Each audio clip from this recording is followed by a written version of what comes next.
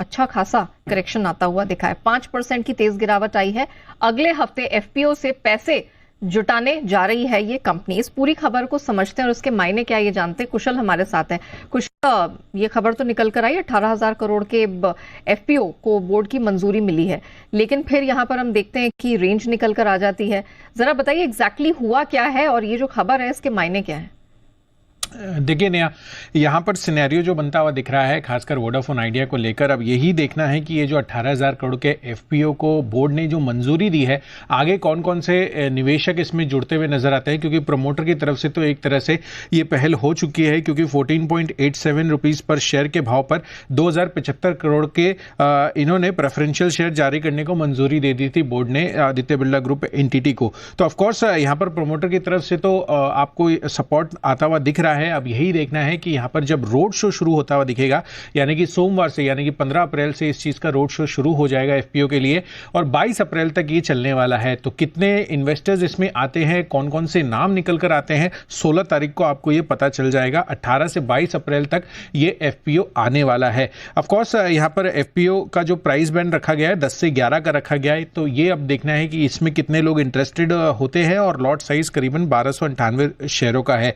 Important यह है कि अगर आप पूंजी जुटाने का इनका इतिहास देखेंगे तो 2020 से लेकर 2024 तक मैं देख रहा था, तो वहां पर जो पूंजी जुटाने को मंजूरी मिली है उसमें 4 सितंबर 2020 को 25,000 करोड़ की मिली थी, फिर 3 मार्च 2022 को 14,500 करोड़ रुपए की भी मिलती हुई दिखी थी।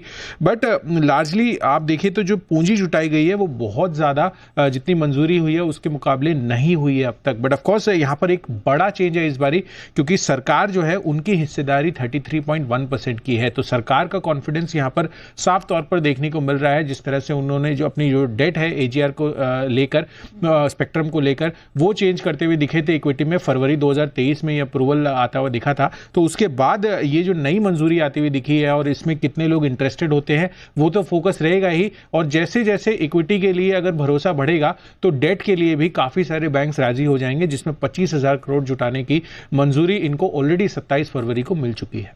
ये महत्वपूर्ण खबर है। इनफैक्ट इसका जिक्र हम सुबह अनिल जी से भी कर रहे थे और उन्होंने कैटेगोरिकली कहा था कि ये देखने वाली बात होगी कि अब इनकी एंकर बुक क्या होती है और एंकर जो निवेशक हैं, इन्वेस्टर्स हैं, वो कौन होते हैं, कौन से नाम यहां पर निकल कर आते हैं। तो ये देखने वाली बात होगी। शरद सर, आपसे अब वोडा आइडिया की कहानी समझना चाहेंगे। अब एक बड़े एफपीओ का यहां पर ऐलान हुआ है, मंजूरी मिली है, लेकिन अब गोइंग फॉरवर्ड यहां क्या होगा, किस तरह का इंपैक्ट देखने को मिलेगा। एक बड़ा पैसा जुटाने की यहां पर तैयारी है, इसका इस्तेमाल कैसे करेंगे और क्या इसके लिए एक रिवाइवल स्टोरी हो सकती है। सर, आपकी अंडरस्टैंडिंग, आपकी एनालिसिस क्या कहती है। देखिए, रिवाइवल स्टोरी तो सर्टेनली हो सकती है, बट उस रिवाइवल स्टोरी को काफ़ी समय लगेगा। और 60,000 करोड़ के आसपास के मार्केट कैप पे जब आप 18,000 करोड़ रुपए रेज कर रहे हैं तो बहुत बड़ा डाइल्यूशन भी होगा और वो ऑब्वियसली अर्निंग्स को इम्पैक्ट करेगा लॉन्ग टर्म में over a period of time.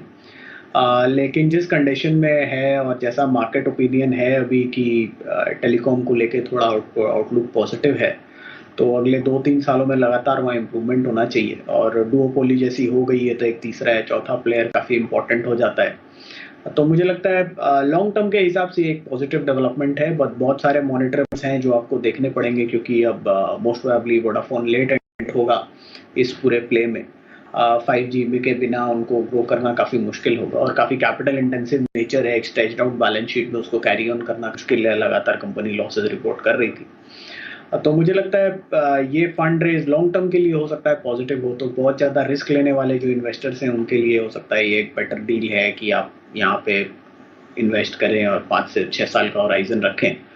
Short term में मुझे नहीं लगता कि बहुत बड़ा कुछ चेंज होगा। थोड़ा बहुत जैसा आप लोग अभी बोल रहे थे कि एंकर बुक वगैरह की लिस्ट वेस्ट आती है और उसमें से कुछ पॉजिटिव नाम्स निकल के आते हैं, तो थोड़ा बहुत एप्रिसिएशन आपको मिल सकता है उस न्यूज़ के बेसिस पे।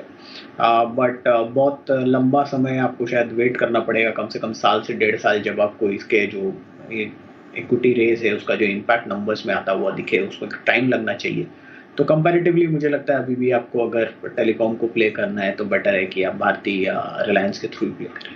चलिए, तो अगर आप रिस्क लेना नहीं चाहते हैं तो दूसरे और प्लेयर्स हैं भारतीय टाइप के जिसमें आप फोकस करके चल सकते हैं। अभी इसकी कहानी में, वोडा की कहानी में इफ एंड बट बहुत है, बहुत कुछ निर्भर करेगा कि गोइंग फॉरवर्ड यहाँ पर किस तरह के एंकर निवेशक निकल कर आते हैं, एंकर बुक क्या है, ऑफ कोर्स कैसे वो इस जुटाई हुई रकम को आगे इस्तेमाल करने का प्लान करते हैं।